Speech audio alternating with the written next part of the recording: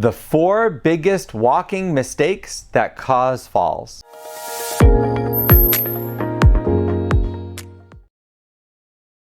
Hi, my name is Doug. I've been a physical therapist for 30 years. I specialize in helping people with balance problems learn to walk again.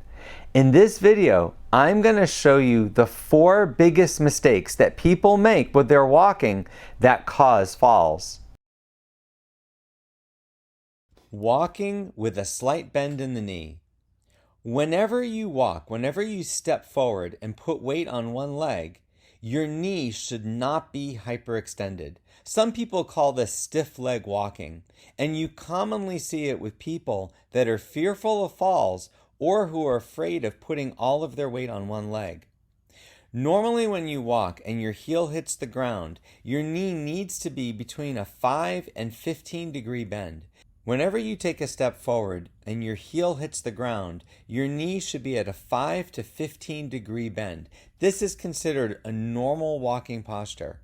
The reason for the bend is that you want to be able to quickly react if the ground is uneven or if you're surprised by something in front of you. If your knee is slightly bent, it's a lot easier to shift your weight to the other leg and adjust your walking. If your knee is straight or hyperextended, you must first unlock your knee in order to adjust, but also you're putting a lot more pressure on your joint and especially your meniscus, which over time can lead to problems and even arthritis.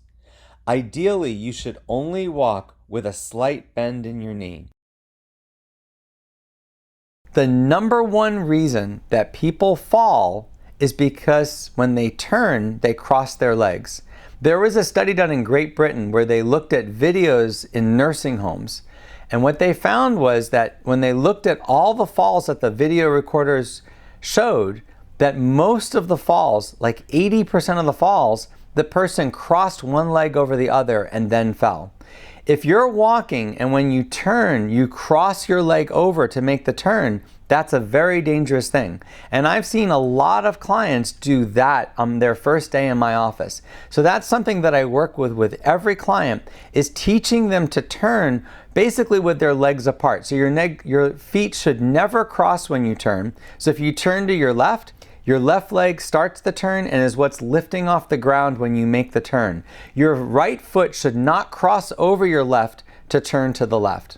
You should never cross your other foot over to make a turn because it's highly likely that you'll fall if you do that. And if you practice turning correctly, then a lot of times that will become your habit. So whenever you turn to the right or left, you want to take a wide turn. You want to have your feet apart because that's a way to guarantee that you won't fall. Scanning while walking. Scanning is when you both look down in front of you and look up while you're walking. One of the biggest problems that people have when they walk is a tendency to only look down. When you look down, not only is your body weight more in front of you, which can result in a fall, but you also are only seeing the ground right in front of you and not what's up ahead of you. This can easily lead to falls because you might not see an obstacle before it's too late. One of the best ways to overcome this is something called scanning. Scanning is when you look down, but you also look up to see what's in front of you. So when you look down, you're looking at the ground a few feet out in front of you to see for any unevenness or obstacles, but you're also looking out ahead of you to see your surroundings. This gives you much better situational awareness, and studies have shown that scanning can lead to a decrease in falling. Tandem walking. Whenever you walk, your feet should fall one in front of another. If there were a line down the path that you're walking on, your feet should fall on either side of the line, basically one foot falling almost exactly in front of the other foot. The problem is many people shuffle while they walk. When you shuffle, your feet are wider apart and they're not falling one foot in front of the other. People do this because they're either afraid of falling and their walking is more stiff, or they're afraid of standing on one leg. Normally when you walk, you have to balance on one leg to put your other foot in front.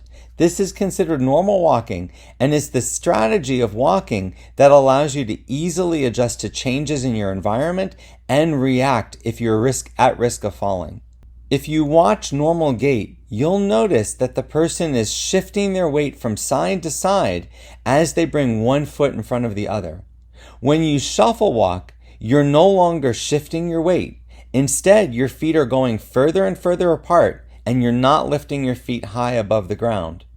Not only does this make it more likely that you can catch something with your foot, but if you have to adjust your balance, it's a lot easier to shift your weight and move out of the way of something or avoid an obstacle with this gait pattern. Ideally, the safest way to walk is with a tandem gait pattern, one foot in front of the other.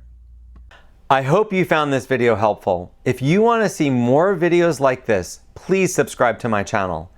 And if you would like to work with a therapist or trainer that's trained in the techniques that you just saw, they can go to proprioceptiverehab.com to get training from me in exactly how to do this. I offer a course in proprioceptive rehabilitation for physical therapists and personal trainers.